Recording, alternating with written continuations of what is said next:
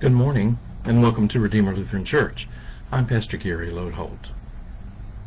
Thank you for joining me and journeying along with me on this trip through Israel. After all these years, I've enjoyed reminiscing and thinking about all my experiences again. By this time on our journey, we had seen most of the biblical sites we were going to see, but the tour wasn't quite over. Our next stop was Yad Vashem, the Jewish museum about the Holocaust in Nazi Germany.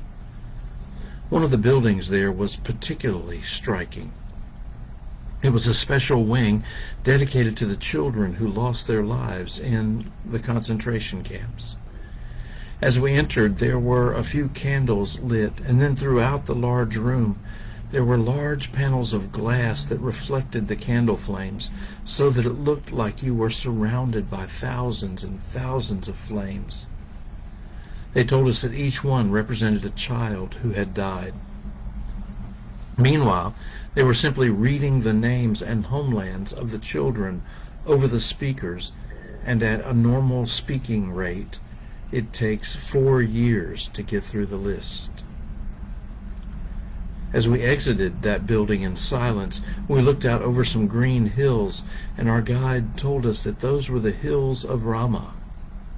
You may remember when Jesus was born, King Herod killed all the babies of Bethlehem, and when the Bible tells us the story, it quotes a passage from Hosea saying, "A voice was heard in Ramah, wailing and loud lamentation, Rachel weeping for her children.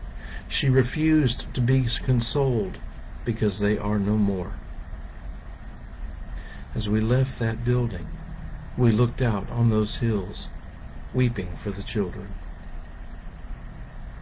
Another part of the museum, we saw a simple rowboat, about 10 feet long, which had been donated to the museum from Denmark. When the Nazis first imposed that all the Jews in Denmark were to wear the Star of David, the King of Denmark came out on the porch of the palace also wearing a Star of David. All the people joined him in solidarity with the Jews.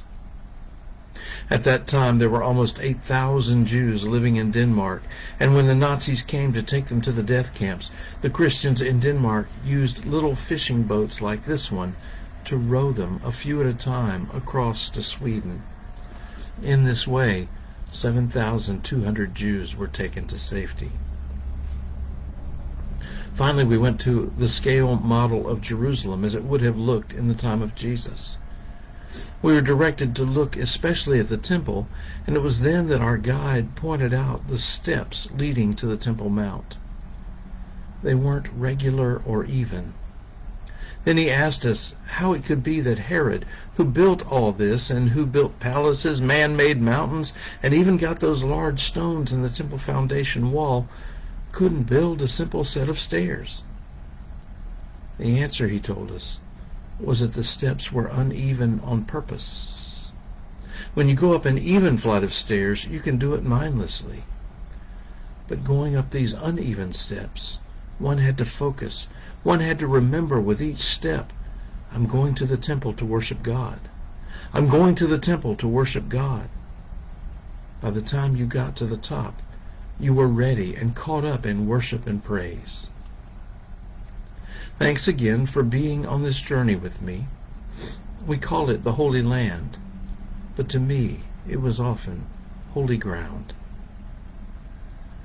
Thanks for watching, and remember to let this day belong to God.